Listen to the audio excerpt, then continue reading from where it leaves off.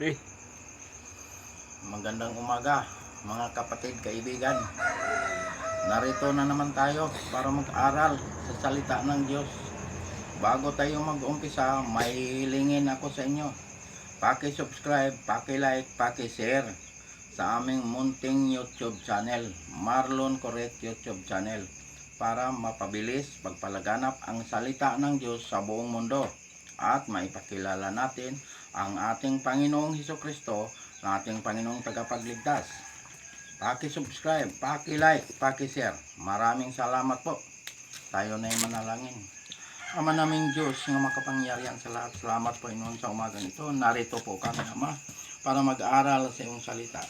Basahan mo po, Panginoon, ang lahat ng taga-subaybay at lahat ng tagapakinig nitong mensahe nito, na sila ay makakilala sa iyo at ikaw ay tanggapin bilang Panginoon at tagapagligtas. Ito ang aming hiling at samot dalangin sa pangalan ng aming Panginoong Hesukristo, naming Panginoong tagapagligtas. Amen. Mga kapatid, kaibigan, dito tayo mag-aral sa umagang ito sa Juan, Kapitulo 1, versikulo 4 hanggang 9. Ito ang sinasabi dito sa versikulo 4. Na sa kanya ang buhay, at ang buhay ay siyang ilaw ng mga tao. Na kay Kristo ang buhay at liwanag. Ilaw, ito ay liwanag. Diyan tayo kay Kristo magkaroon ng liwanag at buhay na walang hanggan. Kilalanin natin ang ating Panginoong Hesukristo, nga siya ay Diyos, nga nagkatawang tao, at siya ay tunay na Diyos at buhay na walang hanggan. Diyan tayo magkaroon ng buhay na walang hanggan at liwanag. Yan ang ibig sabihin dito sa versikulo 4. Versikulo 5, ito ang sinasabi. Ang ilaw ay lumiliwanag sa kadiliman, at ito'y hindi nagapi ng kadiliman. Si Kristo ang liwanag at hindi ito natalo sa kadiliman dahil si Kristo ay Diyos. Ayan ang ibig sabihin dito, hindi nagapi sa kadiliman dahil talo ang kadiliman kay Kristo, dahil siya ay makapangyarihan, siya ay tunay na Diyos at buhay na walang hanggan. Yan ang ibig sabihin dito sa versikulo 5. Versikulo 6, mayroong isang tao na isinugo mula sa Diyos na ang pangalan ay Juan. Ito si Juan, isinugo ng ating Panginoon para maipahayag ang salita ng Diyos, para maipakilala ang ating Panginoon. Yan ang ibig sabihin dito sa versikulo 6. Si Juan ang nagpapahayag na ipinakilala ang ating Panginoon. Yan ang ibig sabihin dito sa versikulo 6. 7. Ito ang sinasabi dito sa versikulo 7. Siya ay dumating bilang saksi upang magpatotoo tungkol sa ilaw, upang sa pamamagitan niya sumampalataya ang lahat.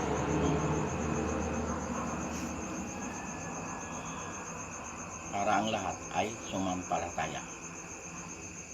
Ipinahayag ni Juan ang ating Panginoon at ipinakilala ni Juan nga si Hesukristo ay Diyos, para ang lahat ay sumampalataya sa Diyos. Yan. Si Juan ay tao, sinugo ng ating Panginoon para siya ay maipahayag at maipakilala. Ayan ang ibig sabihin dito sa versikulo 7. 8. Ito ang sinasabi dito sa versikulo 8. Hindi siya ang ilaw, kundi dumating siya upang magpatotoo tungkol sa ilaw.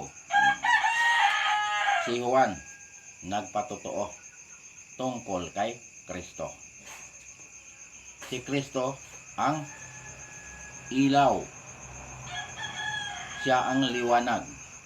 Siya ang buhay na walang hanggan. Ayan, mga kapatid, kaibigan. Pag nandyan tayo kay Kristo, hindi tayo mailigaw kanino man. Dahil si Kristo ang ating Panginoon. Yan, mga kapatid, kaibigan. Siya ang liwanag. Siya ang buhay na walang hanggan. Kaya mga kapatid, kaibigan, paniwalaan natin itong salita ng Diyos. Dahil ang salita ng Diyos ay buhay at ito ay katotohanan.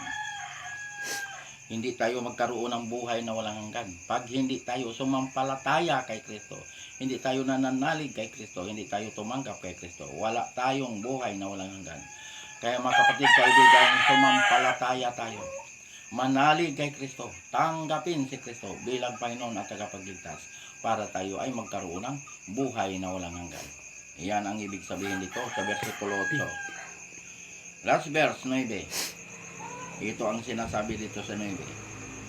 Siya ang tunay na ilaw na tumatanglaw sa bawat dumarating sa sanlibutan. Lahat ng tao maliwanagan pag si Kristo ay nasa buhay mo. Kilala mo ang ating Panginoon nga tagapagligtas. Dahil siya ang buhay, siya ang liwanag, siya ang Diyos na tagapagligtas.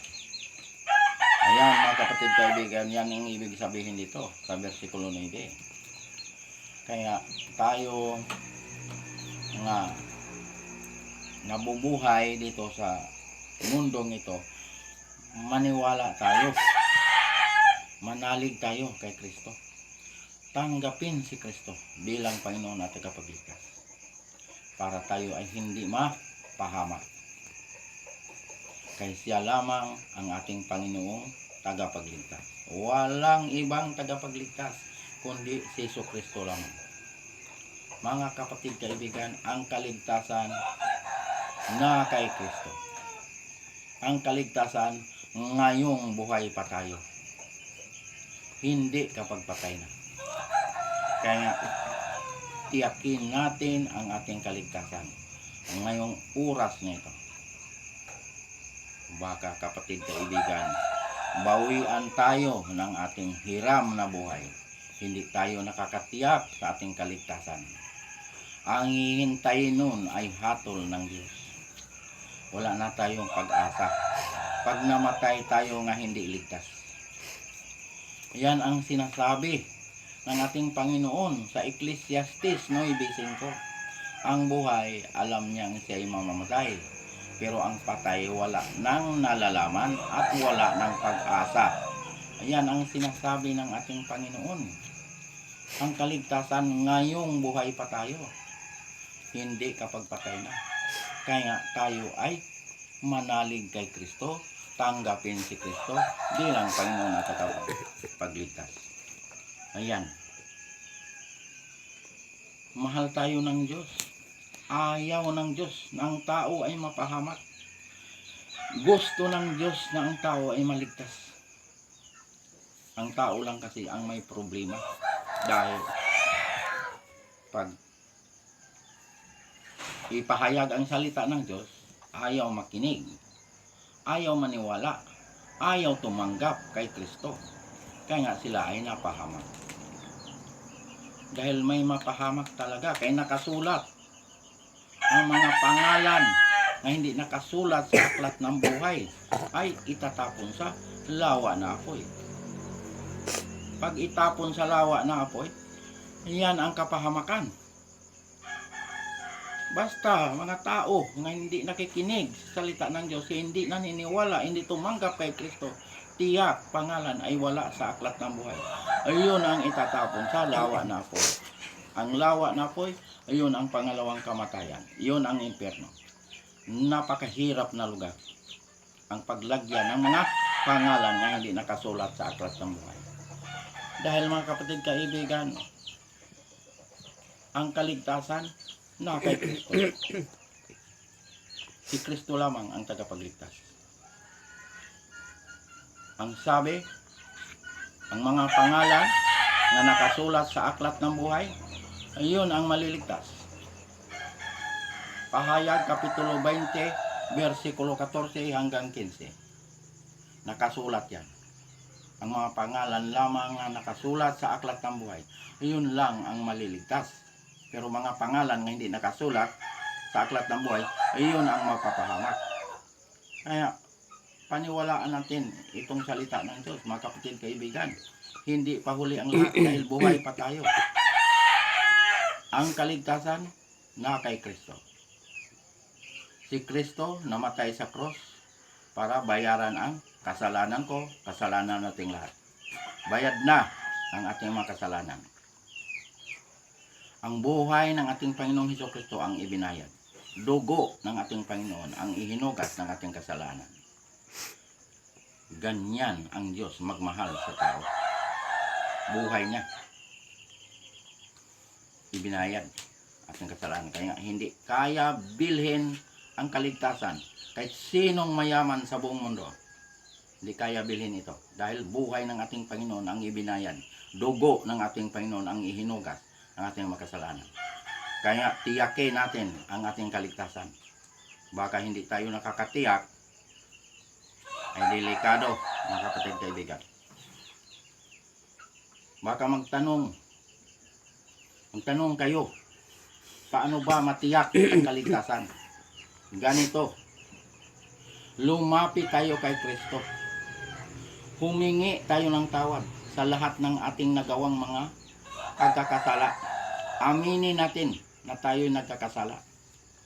Tapos natin nahingian ng tawad ang ating mga kasalanan. Manalig kay Kristo.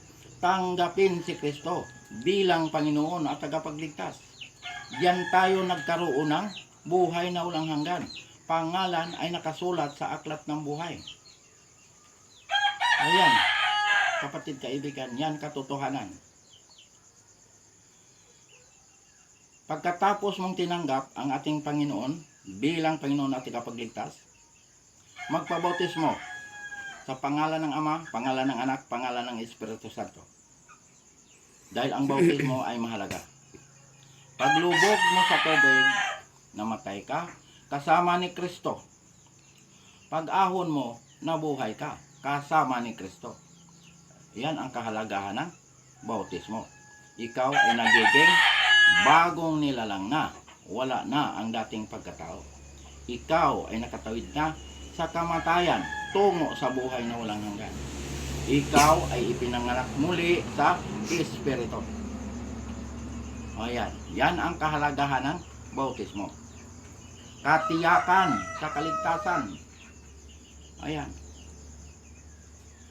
Pagkatapos mong mabautismohan, anong gagawin mo?